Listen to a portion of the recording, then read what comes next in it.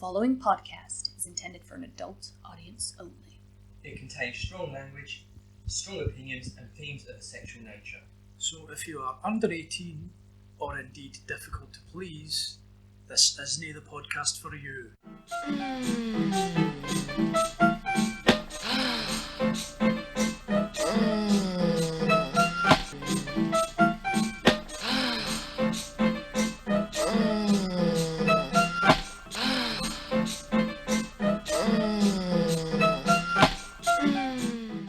Welcome once again to Varying Degrees, a BDSM podcast. Afternoon, Burns. How you doing, mate? I'm alright. I've had quite an eventful week. Myself and Eeyore have had an interesting one. We've got some stories to relate. So, Eeyore, if you want to kick us off. Oh, hello listeners. Yeah, we have had quite a busy week. We've been doing some educational things and also some fun things. Do we want to start with the fun things? Should we start in reverse? Should we start in reverse? Let's start in reverse. We went to a chocolate tasting workshop, which wasn't terribly kinky, but it was blindfolded. It was kinky enough, I suppose. Yeah, it was 40 minutes being blindfolded and someone feeding you chocolate. And it was absolutely marvellous. And we had an overnight stay at a secret dungeon location. We had a lot of fun there, didn't we? Yes, so just for our listeners, this is essentially a kind of Airbnb type place, but it's a dungeon. So it had lots of fun things. It had a hot tub, it had various sort of spanking benches and medical play and bench, it's all sorts. It's great fun. Mirrored ceiling. Aye, just above the bed, wasn't it? Sounds like a grand time. We've gone straight into discussion, but we haven't introduced the third voice yet. Do you want to give the formal introduction? Yeah, so this is Eeyore, the third voice. I guess I'm going to be chipping in through this podcast. And who are you? Who are you to us, Eeyore? Oh, okay, who am I? I am Burns' partner, so we've been together for just over a year, and I guess he's the one responsible for getting me involved with kind of BDSM, kink-related things, so I'm sure we might mention some things to do with that a bit later. Yeah, I'm sure we can dive a little bit deeper. And it was actually quite interesting because Eeyore plays the innocent, though she was responsible for getting me involved in rope a bit more. And the third and final part of our interesting week had been, at the start of it, bizarrely enough, a rope class over 2 days. Learning the basics. Discover Shibari weekend. That was great. And Fun. Learned a lot. would that be the same Discover Shibari weekend or event course that we were talking about in the previous episode? Indeed. It Okay, was. so you went through with that in the end? Aye. Good? Ah, it was great. Yeah? Felt we learned a lot. We enjoyed ourselves. It was a lot of fun. It was quite intense and emotional at times. Intense and emotional? Aye. In what way? In what way? Can be. I know it can be, Because but I can't imagine it in a classroom setting, that's all. Well, I think the learning can actually be quite intense and emotional because sometimes if you're shown something and you feel like you're not getting it, you can get quite frustrated. Also, what they did very much encourage was free form and getting creative, but that can actually be quite frustrating because when you're just told, right, you got 25 minutes, do some interesting rope, kind of that can sometimes cause a bit of a blank and then kind of lead to some frustrations. Aye, it can, aye. But then you just apologise and sort of talk it out and move on, much like you would do with any other scene. Long days, long classes? About 1 o'clock till 7 was the main teaching time, but the studio was open a little bit earlier. So yeah, it was a lot of long days and covered quite a lot of stuff. So Yeah. And you had yeah, to it was intense. concentrate for quite a long period of time. Oh, so that's tiring in itself sometimes, isn't it, I suppose? You know, I'm not the best rope handler. If I had to sort of focus and concentrate on rope for sort of, and be taught, I couldn't do that. I could not go to a 2-day intensive workshop on rope. It wouldn't be for me because I don't think I could. I handle it for the reasons that you've said. Actually, I don't think I could keep up. Mm. But well worth it for you guys. Well worth the money. Oh yeah, Oh, absolutely. Yeah. Absolutely. And plans to go on to whatever their follow-on one is. Yeah, I think that is definitely the plan. There's a couple more courses that particular studio runs, and I think after this experience, I think we're definitely planning to go along, skill up more. I would like to see it because, like I've said previously on the show, but it's the studio. I follow them on Instagram, and they are a really good facility with a very good reputation. So I've got no doubt that the course you attended was well worth the money and very, very interesting. I just don't think I could personally. I ain't got the minerals to hack it. Well, we thought that the quality of the teaching was very good, and the pacing was very good, because as a beginner's course, you know, you've got some people there who might have been on the fringes of the BDSM scene. Maybe they're taking their first steps, but you had some people there who had never done anything. Like, they'd not done rope stuff before, they'd not done BDSM stuff before, be it the bondage, be it the submission. Well, we can talk about that a wee bit more later, but just not done any of it, you know. I think we should break it down a bit more because you're saying not done the BDSM stuff before, not done the bondage, not done the rope stuff before. I think we should really break it down a bit because there might be people listening to this who are hearing these words and thinking that you went along to something sexual. Well, that was the interesting thing. One of the other classes we went to, there was someone who was there who was saying that they'd been to a life drawing class and they were getting into it for that in like a very artistic kind of way. And one of the other things that they were very that came about from the class was very much centred on movement, and it was almost like dance. And one of the absolute cornerstones of it was communication with your partner, be it communicating about communicating verbally, like, is this rope too tight or whatever, or things to look for, like if someone's waggling their hand or something, you know, to say like, oh, I'm starting to lose feeling or anything like that, you know. And it's just this different way of communicating. Before, during and after. Indeed. And they were very clear, it's not necessarily sexual at all. Yes, you can do things and go, right, now I've tied you up, we're going to do this or that, but indeed it might just be, right, this is just an artistic thing. Well, the event itself was very much focused on the educational aspect. So I think the phrase they used was low energy environment. So we did have free time to kind of play and explore, and that was encouraged, but it was to the extent that keeping the energy quite low, keeping things quite relaxed so that people could learn and focus on the technique. Aye. So yeah, it wasn't a sexually charged environment in Not any at way. all. Not at all. Well, no, I mean, it's a proper reputable venue. It's not a knocking shop.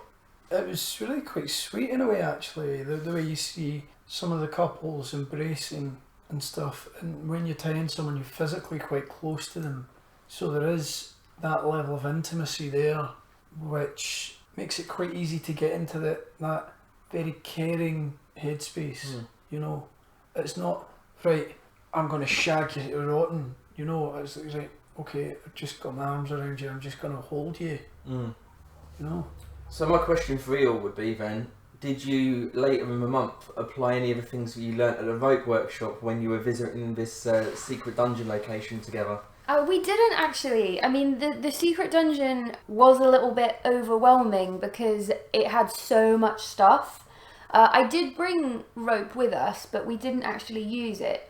I think we had a bit of a overwhelming moment in the dungeon where there was so much stuff, and we could literally we could use any of the equipment they had, and I think it was a bit of a overload. It was hard to make where that do you choice. start? Yeah, You know? indeed, like a kid in a candy shop, or We nearly had an argument about it, and it was like, I got a bit stressed out, you know, and I apologised and everything. I was like, right, okay, let's kind of start again. We'll pick something and then we just, you know, I think.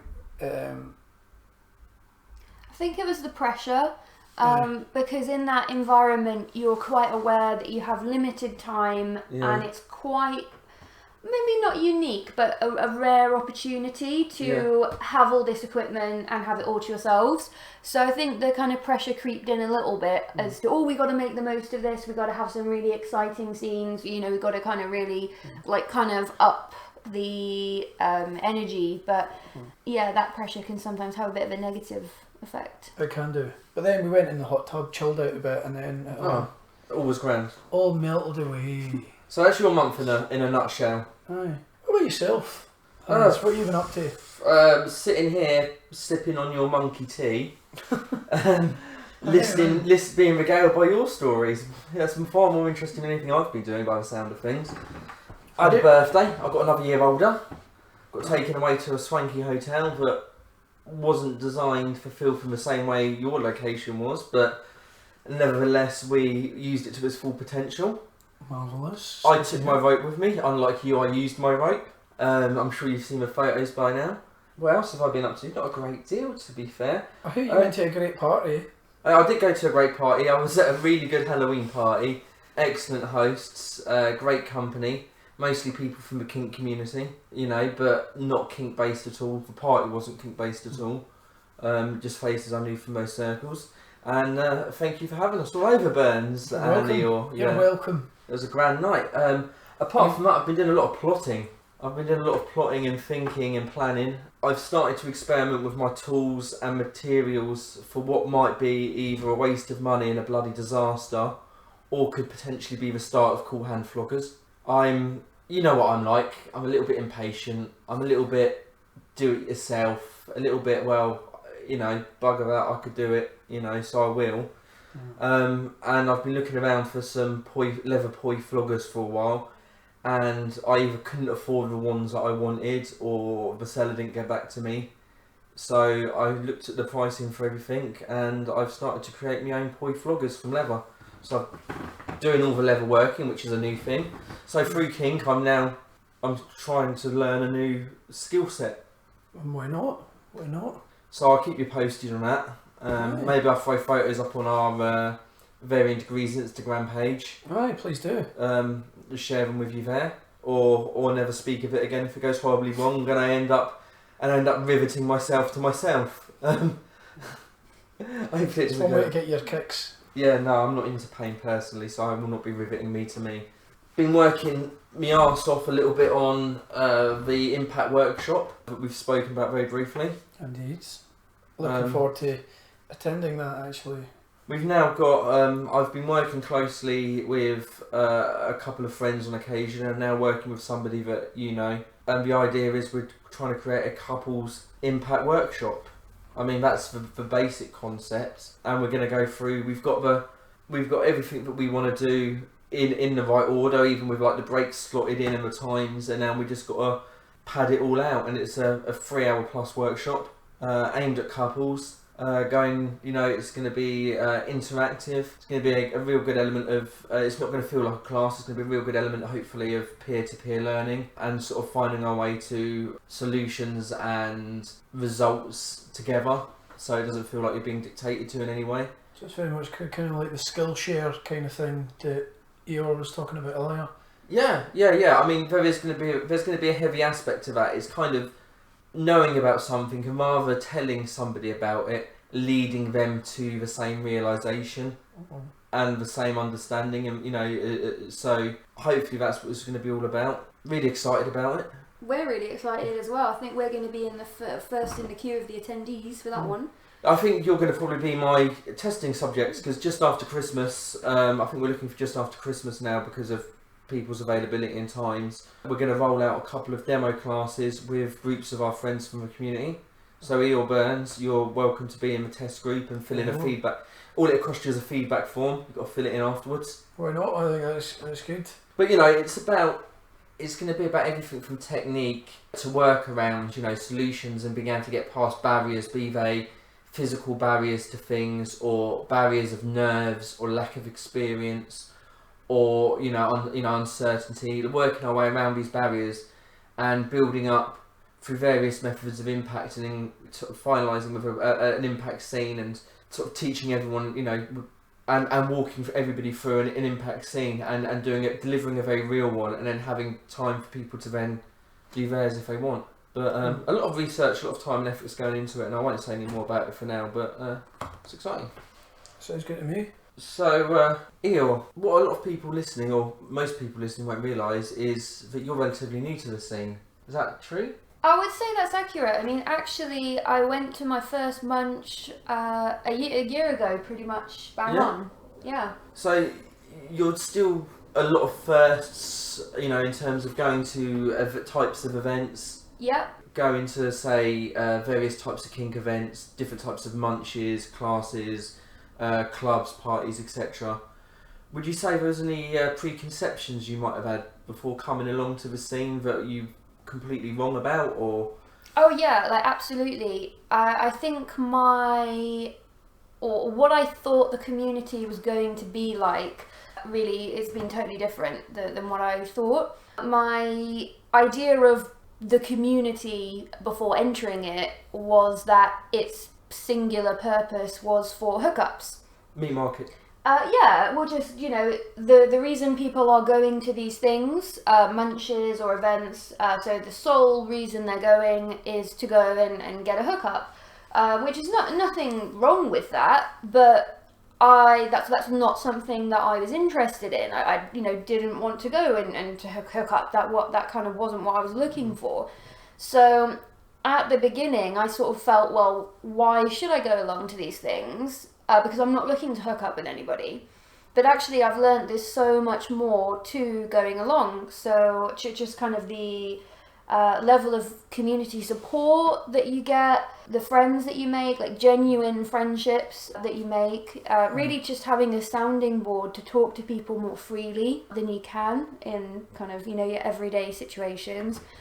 And I mean, for me, the massive plus of community involvement, especially being a newer person, is access to education, and the fact that people are so generous with their time and to just talk about things or share their knowledge. So for me, kind of actually going along to workshops has been really, really a massive positive. And actually I'd say it's probably a misconception I've come across before that you had, that people were going to hook up. Because you see posts online from single guys, and mostly from single guys. I'm sure women are, you know, guilty of it as well, but it just tends to be, I see mostly from single guys who talk about munches, they've not been, and going to pick people up and you know, going there to meet somebody. And actually, I know with some munches, it's kind of almost, it's frowned upon to have that mentality of going, you know, yeah, I mean, of course people meet at munches because it's a social environment. People meet at any kind of social environment. But to go with the mindset of the misconception that it's a meat market and you're going there to meet someone and go home with somebody. And actually I knew a young lad who kind of had that mindset, and he was only ever setting, you know, and he never changed that misconception that he had. And as a result, you know, spent a lot of time stressed and in anguish about it. You know, so that's a common misconception. Yeah, and actually, funnily enough, I kind of felt guilty in a way going along to things for the first time, because I thought, well, am I giving people the wrong impression by coming here, because I'm not looking to hook up with people, so just by physically being here, am I giving people the wrong impression? But I mean, that's something that I kind of had a bit of anxiety about, but that's not been a problem at all, because you know, that's not what the community is about. And I think you tend to find that the people who make it clear, and whether they want to or not, they will make it clear through their actions that that is what they want. They tend to be given short shrift by the community. They tend to be bounced out quite quickly. It doesn't really get taken lightly, because it is quite disrespectful, you know, this idea that if someone shows up, if a woman shows up, she's there for the picking, if you like, you know. And as you see, it's not just guys that do it, but it mostly is guys. We're awful. Know? And it's that thing, it's like, people's like, oh, hashtag not all men. Yes, but enough of them. Yeah. Enough of them do it that it's problematic and needs to be addressed when it arises. I mean, we just happen to be very lucky that in our local community we've got a very tight-knit group of friends, very vigilant leaders who are very responsible. I think we can be quite guilty of thinking that every community is like ours, every local community is like ours, when actually I think we've got it really fucking good. You're right, the group leaders do a very good job and they are very vigilant and they look after people and they look out for people, and I think that's quite an interesting thing, because the idea of a group leader, and we've touched on this a wee bit in previous episodes where we've said this idea of a group leader is not necessarily like the king or queen of BDSM, but they've been around a bit, they show up to events regularly enough so that they can kind of be relied on to be a point of contact for new people. And they're not just turning up to socialise, to have a few beers or whatever. They're kind of always on the watch. Is someone uncomfortable? Why are they uncomfortable? What's happened? Am I able to help out? Can I go and have a quick chat with them, make sure they're okay? Is it that they've maybe bumped into a former partner and they're feeling a bit uncomfortable? Is it maybe someone has said or done something without realising quite that they've crossed the line, and you maybe just need to take that time to say, look, that wasn't okay. And it's not about causing a massive scene. No. And saying, like, wagging the finger in front of everyone and sort of saying, oh, everyone, look at what this one's done. We don't do that. It's not like a public shaming. It's just like, right, quite word with you. That seemed not okay. Do you understand why it wasn't okay? Yeah, again, I don't think at times we realise how lucky we are, because I know firsthand and from reading stuff that things aren't always handled so eloquently within every community. Oh no. And no. you can't take an example of a close community from anywhere in the world, let alone anywhere in the UK, and go, this is what BDSM communities are like. Well, one of the interesting things is, even on the likes of FetLife, occasionally you'll see allegations of consent violations, for instance, and there's been a few recently in the rope community. Yeah. I'll not go into detail, but there's been a few in different places, right? Well, they tend to be the ones that are always really highly publicised, don't they? But one of the things that gets me, and it leads on to another big misconception, is this idea that rape allegations ruin lives, because they don't. There have been men who have literally raped someone, they've been guilty of it, fuck all has happened to them, right? Louis C.K. masturbating in front of people and all the rest of it, and it was consent violation, and he's back on stage now. There have been people in the rope community who have violated people's consent, and it's known that they've been consistent consent violators, still in business, still doing workshops, still doing this, that and the other. And the people who have been affected by what they've done, like, they're the ones who have to shoulder all this, whereas the people who've committed these acts just get away with it. So I want people to stop saying that these allegations ruin lives, because there's zero evidence that's ruined anyone except the people that it's happened to, if you see what I mean. The people who've done it have got away with it, and that's not acceptable at all. And we need to be better as a community in ensuring that if someone is a rapist, right, that's it. No one touches your business. No one goes to any of your workshops. You don't get to profit from what you've done. So I can't. You have to learn from it. You have to move on and be a better person. Not just go, oh right, I got away with it, I'm going to carry on doing whatever I want to do. There's not a single word that I could disagree with there about there should be the consequences, about everything you've said there. Yeah, so I think we'll leave that one there and move swiftly on, don't you? Sounds about right. Right. So that was what you were thinking coming in, hooking up in the meat market. Yeah, like kind of its sole purpose was for hookups, essentially. I hadn't really expected the other variety of things that people would get out of community involvement. Actually, you say other variety of things, because there's often a misconception about the variety of stuff that makes up BDSM and BDSM practices, relationships and activities. People coming in often have a very narrow view of what's involved. Yeah, I think that was definitely the case for me. I think as soon as Burns kind of told me he was interested in BDSM, I think the image that came to my mind was kind of like mistress and slave. And I think for a lot of people, you do have this narrower view. So just kind of getting involved in the community, meeting people and seeing the massive range of things that people are into with varying degrees of power. Hey, she slipped it in, she's beat us to it. Varying degrees bingo. Oh, she wins. Oh, nice work.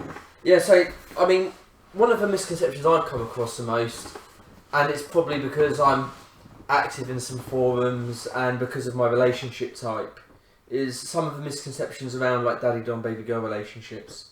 Because although I would class if anyone says, oh, what are you? I'm doing air quotes there, by the way, for those who can't see. I would say, well, I'm a top or a dom. I suppose we can define those two in a bit, can't we? And the misconceptions around that. It's a whole other thing to unpack. But I wouldn't describe myself as a daddy, although that is my role within my relationship. My primary relationship with Belle is I am her daddy, and she's my baby girl or my little.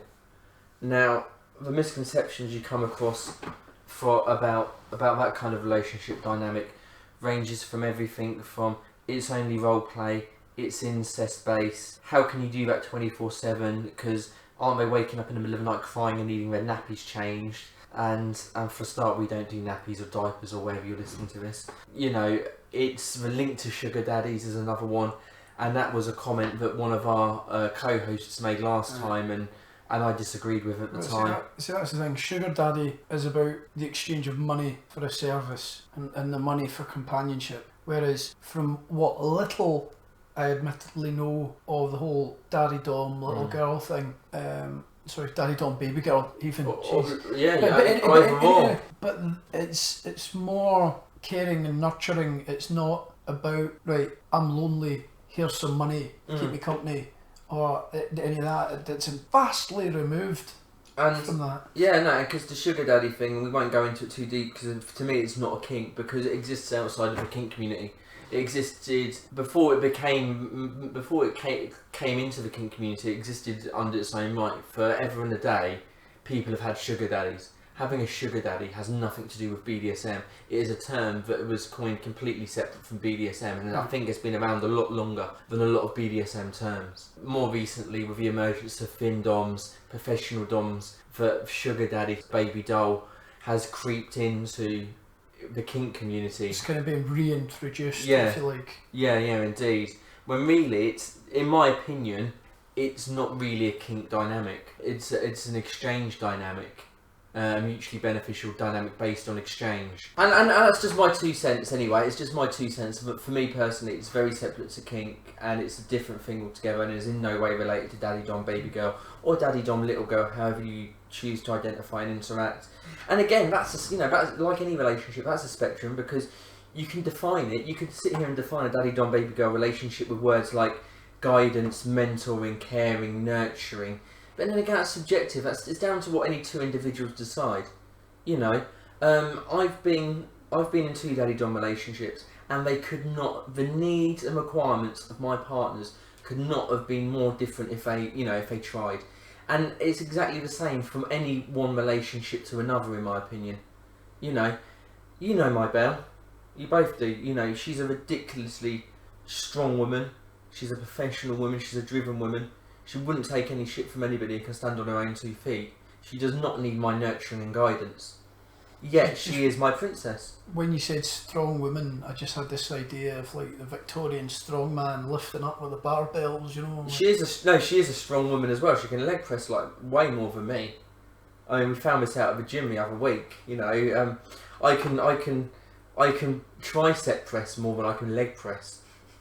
That's how embarrassingly weak my legs appear to be. But anyway, yeah, she's a strong woman, and you know, she doesn't need or require many of the things that a lot of people will say are typical of what a baby girl or a little needs. You know, so that it's very separate and very subjective. Yeah, and very separate to sugar daddy, like I said, and a 24/7 relationship. It doesn't mean that she's in her onesie all the time, sucking on a passy all the time, and there's certainly no nappies or diapers involved with us. It just means we are always who we are. It isn't a game. It isn't a role. She's my princess. I'm her daddy. If she wants comfort or security, then she will hide behind me and I will protect her. You know, on the rare occasion she couldn't protect herself. You know, it means when we go out for a nice meal, I order the food because I'm the leader.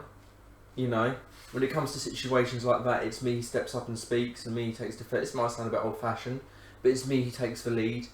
You know, I'll ask her what she wants, and then I'll communicate that. You know, it's just how our dynamic works. And That's it. That's what you've negotiated. Mm. It's not like you just decided one day, all right, I'm going to do all of this, Yeah. and you don't get a say. She gets a say, but it's just the pre-negotiated. Yeah, no, indeed.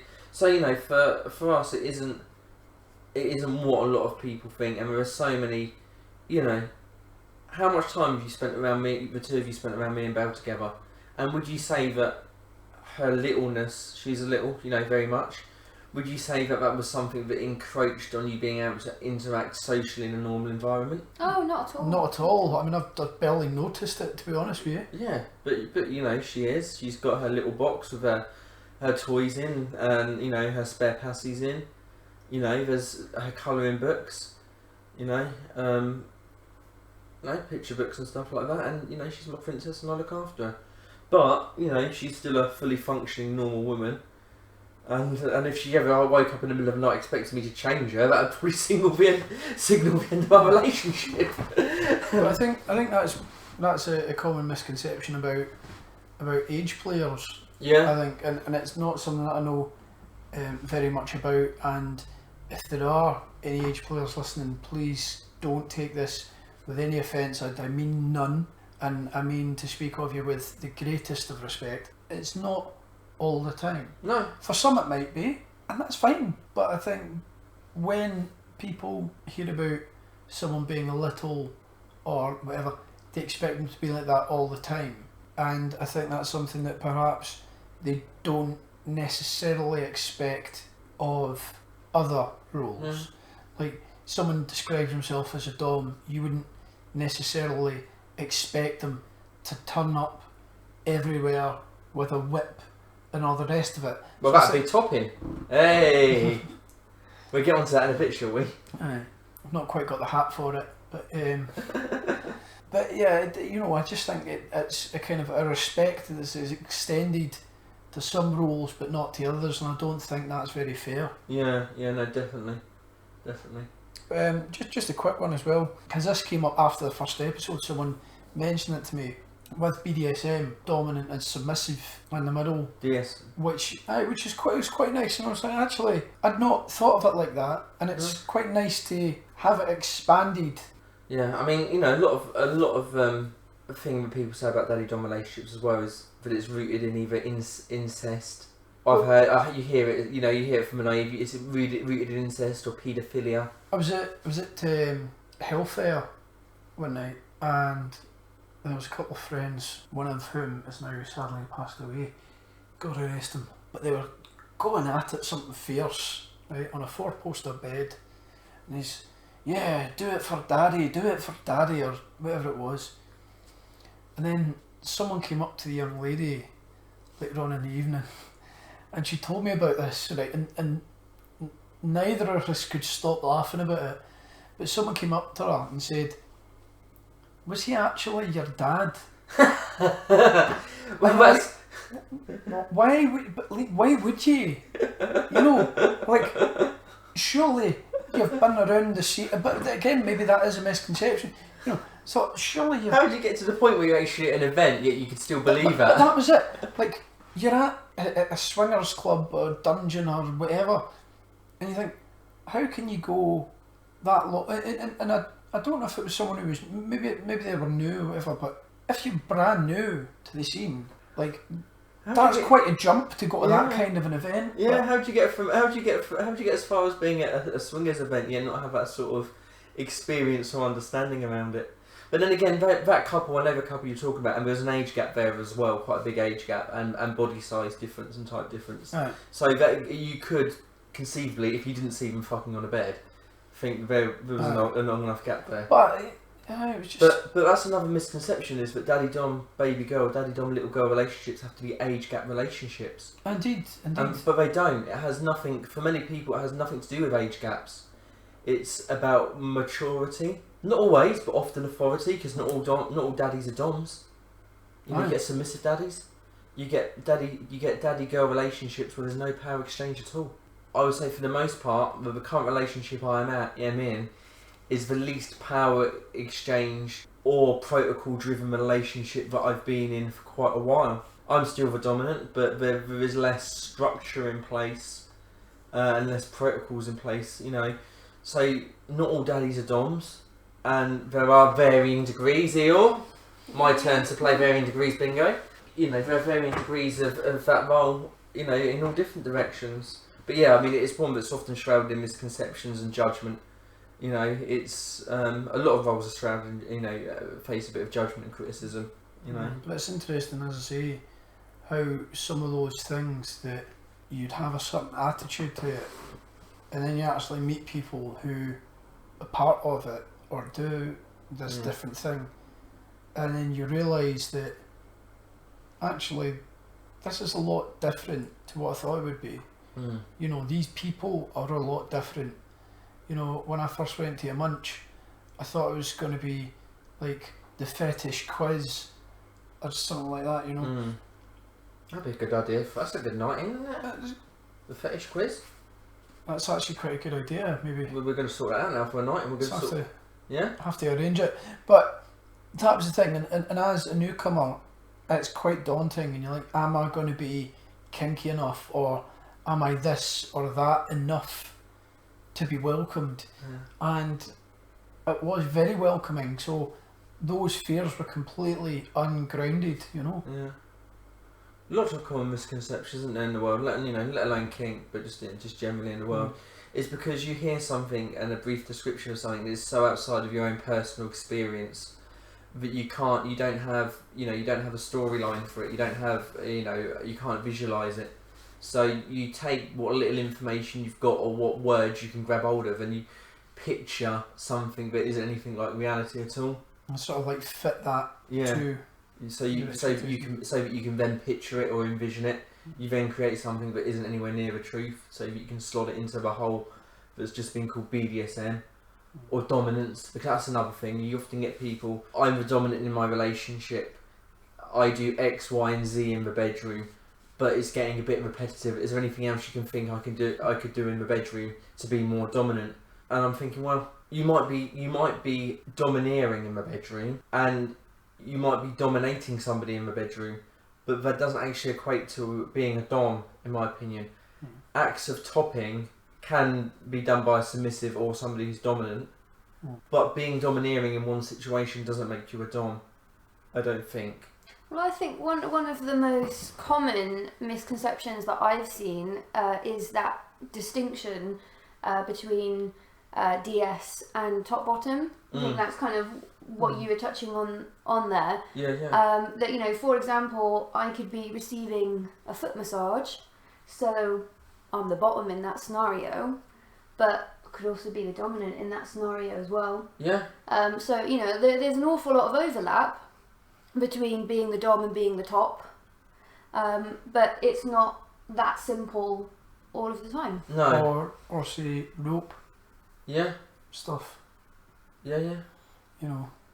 Because you could have a scene with a rope top and a rope bottom, and there's some element of power exchange, because if you're the rope bottom, you have given away some power by being physically restrained, but that scene or that dynamic that's not the focus. The power exchange there isn't the focus. It's not a significant power exchange. It's just purely about the physical actions.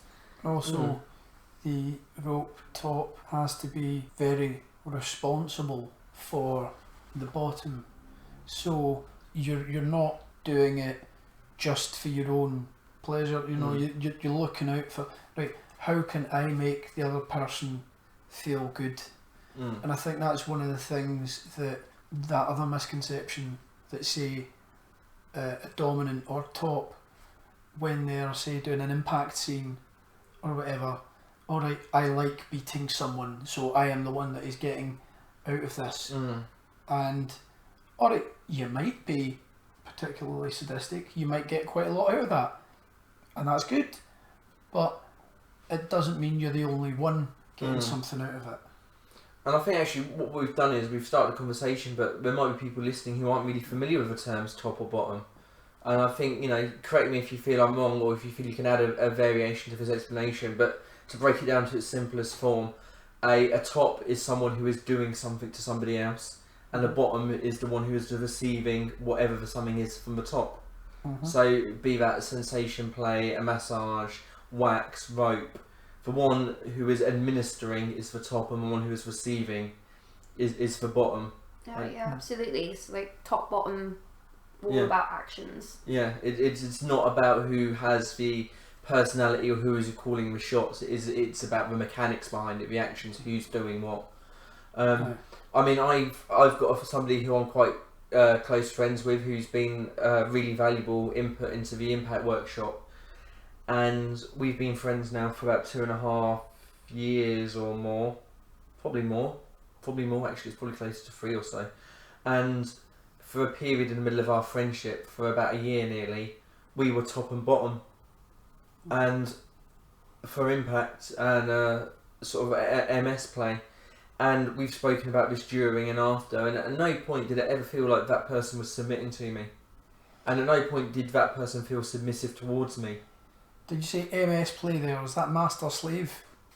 Or is that something? Oh, sorry, I've got me SMEM middled up, mate. Well done there. So we go, that's another misconception. I think you're talking about MS, master slave. What I actually meant to say was S and M. There we go. Yeah. Because I'm a bit of a sadist, and every S needs an M. So, you know, but that wasn't anything to do with power exchange. It was not. It was, you know, it was a journey that we went on together that broadened our horizons, gave us a broader experience and understanding of ourselves and where we fit within being a sadist or a masochist. You know, and that was, you know, a non-submissive, non-dominant journey we went on that lasted about a year of a lot of topping and a lot of social interaction together. But at no point was there a DS dynamic in place. So, you know, it worked, and we're still very good friends. I'm blessed, absolutely blessed to have this person in my life, and I hope she listens to this and hears that. And long may that friendship continue.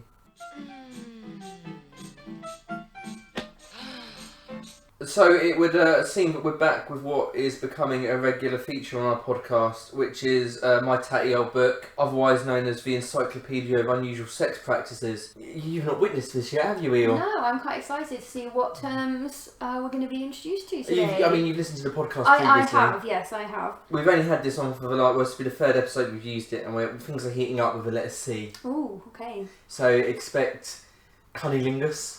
Well, Yeah, well, it was an offer. not for me and not now, but so yeah, we want to see, like I was saying. Now we're going to start with a really interesting one, because this is a fetish on FL. You can list this amongst your fetish list. Okay. I've listed this as a fetish of mine. I belong to the group. We have a friend who is quite into this, I believe, Burns. And did we do? But the explanation I'm going to give you here from the Book of Unusual Sex Practices, obviously the Encyclopedia to give it its proper name, is a slightly different description to what FL gives us. So, are you ready? Let's hear it. Are you strapped in and strapped on? Indeed.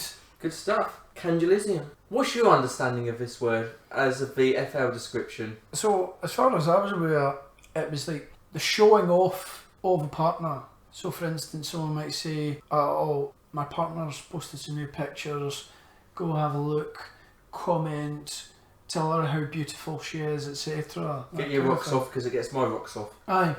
Yeah? Well, the definition that the encyclopedia here gives us is, you ready for it? Candulisium refers to a group of 3 people where only 2 of them engage in sex and the others watches, sometimes from a closet. In early 20th century France, men would take their wives to brothels to watch special stage shows where a cast of prostitutes acted out a performance. Females playing the roles of men wore artificial phalli, penises. Afterward, men would persuade their wives to have sex with another male customer while they watched. Those who didn't have obliging mates would often resort to befriending the gentleman and offering to pay for a prostitute of his choosing in exchange for being permitted to watch. So, I mean, I can see what the modern interpretation is, but this seems to be like an origin of it, doesn't it? This seems to be an origin of a word. And it sounds like a French word, doesn't it? Aye. I mean, my French accent, I'm not even going to try it. Swing clubs often have several men who enjoy watching their wives with other men. See, that's more like cuckolding. That's what I would have thought, but I think wasn't the origin of cuckolding that the other man didn't know that it was happening? Yeah, yes. Or they are more submissive and not the ones arranging it. Often. I don't believe it's the general rule. I don't know. It's not quite my thing, to be honest. I mean, I've looked at it. Not knocking those who it is a thing for, but just not for me. So, I mean, you can see the parallel between the description we've got here and the description on FL, which is men getting pleasure from other men getting pleasure from their partner. Right. So that is the parallel, although the descriptor seems to be a little bit different. And this, this is talking about early 20th century France, so FetLife wasn't around then. No. This is obviously a history and an early version of it.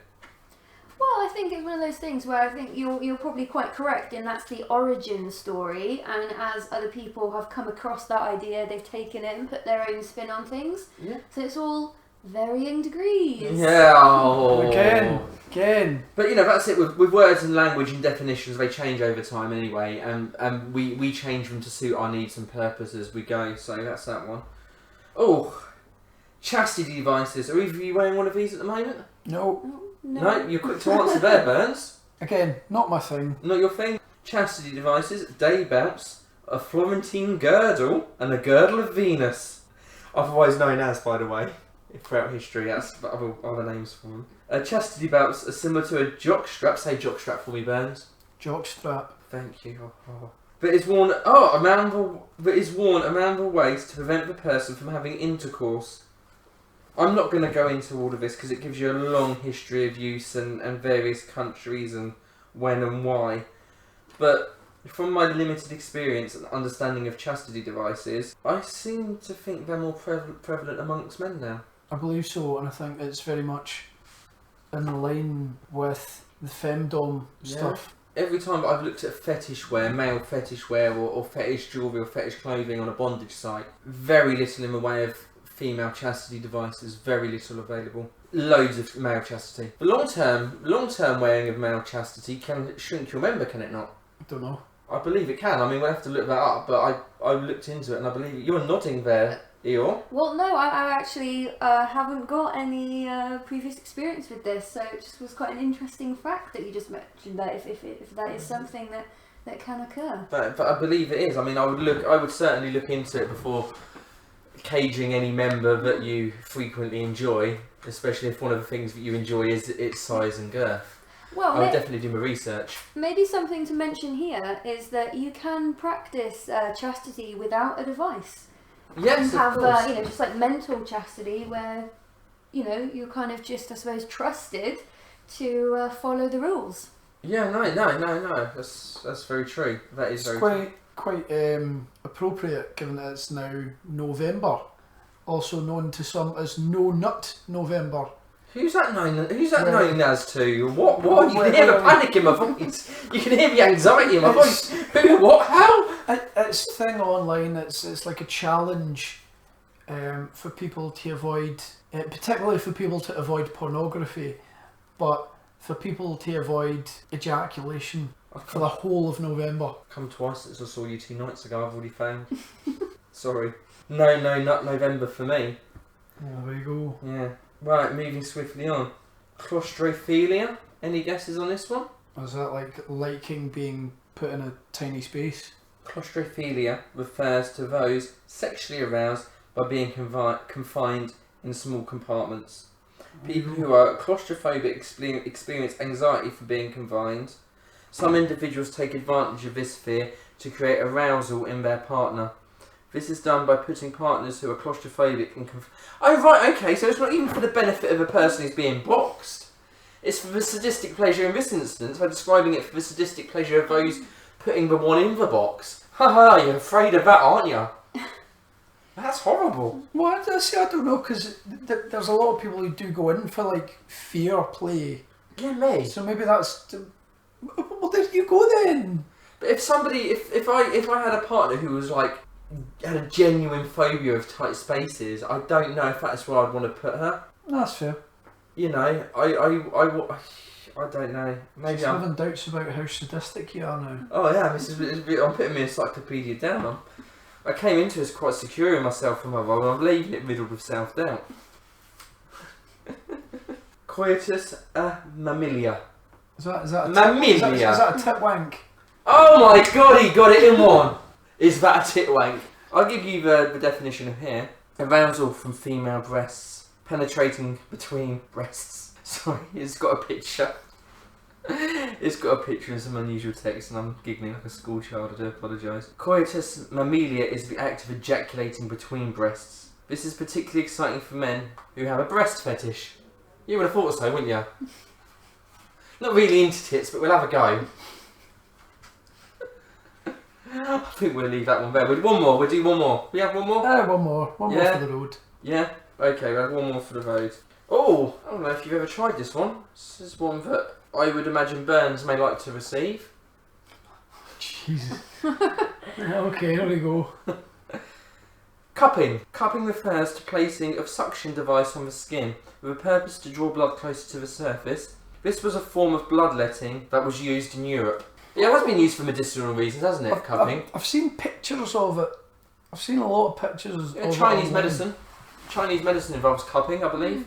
I think you tend to see that in conjunction with nipple play and various other. No, you see values from down people's on, backs as well. No, but like you see, like because you like the suckers and things. Oh yeah, So yeah. And actually, to be fair to you, mate, the picture in here is of a hand-drawn woman with suckers on her titties. So well, there you go. There you go.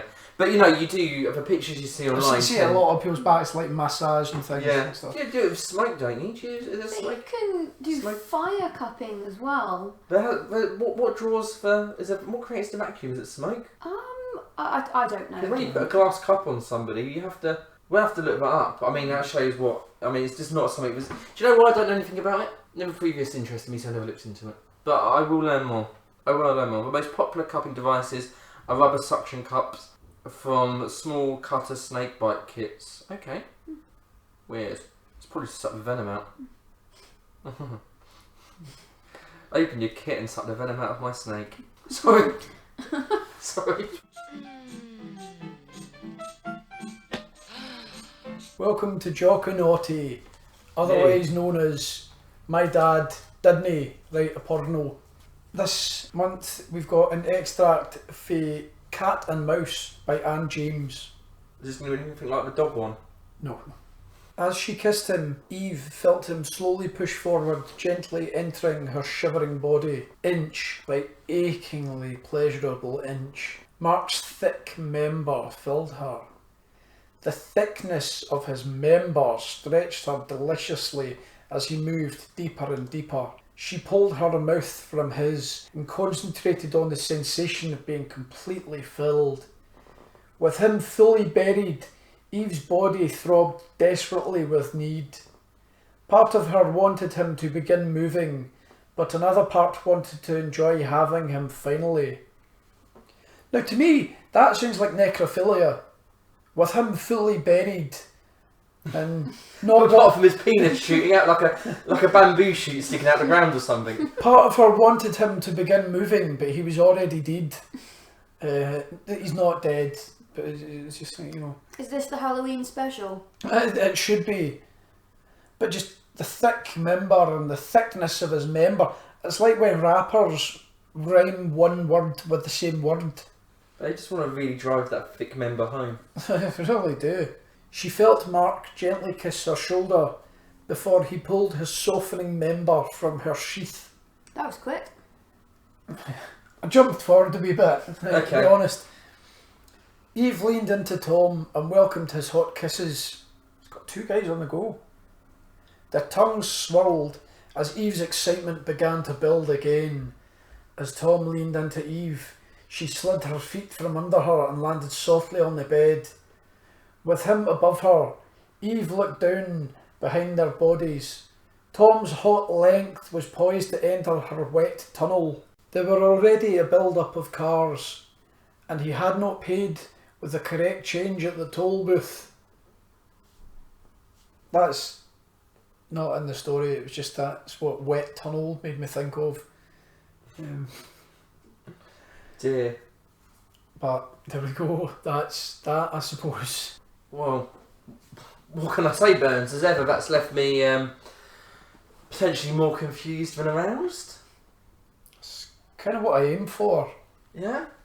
Well, with Jock-a-naughty at least, it's not what I aim for generally. So you won't be impressed if one time you complete your Jock-a-naughty and I stand up with a bolting erection? Well, I mean, that's